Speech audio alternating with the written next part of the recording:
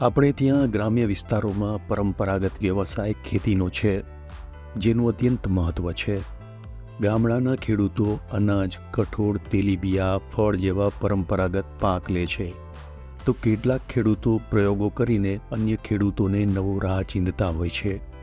સુરેન્દ્રનગર જિલ્લામાં પણ આવા એક ખેડૂત છે, જેમણે અત્યાર સુધી ચીલાચાલુ ઢબે ખેતી કરી, પરંતુ આ પાકોમાં ભાવ બહુ ઓછો મળતો, તેથી તેઓ ચિંતામાં રહેતા.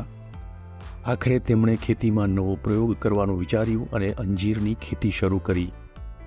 વઢવાણ તાલુકાના ખોડુ ગામના ખેડૂત પ્રવીણભાઈ તેજાભાઈ મકવાણા પોતે આ પ્રયોગ વિશે શું કહે છે એ જોઈએ. મારે ખોડુમાં લગભગ 100 વીઘા જેવી ખેતી છે. તેમાં હું પહેલાં બાજરો, ઘઉં, કપાસનું વાવેતર હતું, તો એમાં ખેડ ખર્ચ વધતો અને ખર્ચ બહુ વધી જતો હતો, દવાઈનો, બિયારણનો ખર્ચનો બધોય. એટલે મેં વિચાર કર્યો કે કંઈક નવું કરું.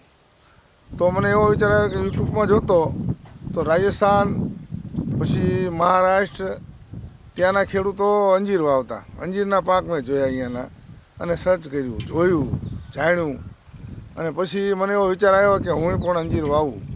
એ જમીનમાં થતા હોય, રાજસ્થાનની બંજર જમીન છે, 45 ડિગ્રી ગરમી હોય છતાં અહીંયા થતું હોય, તો આપણી જમીનમાં પણ થાય. પ્રવીણભાઈ મકવાણા તેમની જમીનમાં છેલ્લા ઘણા વર્ષોથી કપાસ, તલ, તુવેર, શાકભાજી, ટેટી વગેરે જેવા પરંપરાગત પાકોની ખેતી કરતા. પણ અંજીરની ખેતીનો પ્રયોગ તેમના માટે ફાયદાકારક રહ્યો. અંજીરની ખેતી કઈ રીતે ફાયદાકારક છે એ વિશે તેમના મોઢે સાંભળીએ. અને અંજીર છે એવી વસ્તુ વાવો તો તમે આમાં ખર્ચ, તમને કહું, આની અંદર કોઈ રોગ આવતો નથી.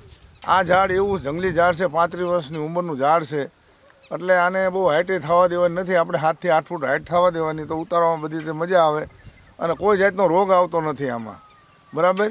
અને આ વસ્તુ મેં આ ક્રોપ પાક લઈ તે સિવાય મેં ખેડી નથી જગ્યા, એટલે ખેડી નથી એટલે મારા ખેડ ખર્ચ બચી ગયો, બીજો અન્ય ખર્ચ બચી ગયો. તો ઉત્પાદન હવે તો મારે ચાલુ થઈ ગયું છે, બરાબર. દવા કોઈ છાંટવાની આવતી નથી, એ ખાતર, એ સાર સંભાળ રાખવાની આવે. તો આમાં હું માનતો ખેડૂતને એવી સલાહ આપું છું કે અંજીર વવાય, અને એ સિવાયના બાગાયત પાક તમે બીજા વાવો તો તમે ખેતી ખર્ચ ઘટી જાય છે, બિયારણનો ખર્ચ ઘટી જાય છે, દવાઈનો ખર્ચ ઘટી જાય છે. અંજીરનો 1 કિલોનો અંદાજિત ભાવ 1000 થી 1200 રૂપિયા જેટલો આસાનીથી મળી રહે છે. તેની ખેતી કરવાનું વિચારતા પ્રવીણભાઈને તેમના એક મિત્ર થકી બાગાયત વિભાગની યોજના વિશે જાણકારી મળી. તેમણે બાગાયત વિભાગની કચેરીએ જરૂરી દસ્તાવેજો સાથે અરજી કરી. ત્યારબાદ તેમને પ્રથમ હપ્તામાં કુલ 16,578 રૂપિયાની સહાય મળી. સાથે જરૂર પડી ત્યાં તેમને માર્ગદર્શન પણ મળ્યું. બાગાયત અધિકારીના જણાવ્યા મુજબ પ્રવીણભાઈ મકવાણા સંપૂર્ણ પ્રાકૃતિક રીતે અંજીરની ખેતી કરતા સુરેન્દ્રનગર જિલ્લાના પહેલા ખેડૂત છે. પ્રવીણભાઈએ કરેલા ખેતીના આ પ્રયોગથી બીજા ખેડૂતોને પણ ખેતીમાં નવા અને નફાકારક પ્રયોગો કરવાની પ્રેરણા મળી રહી છે.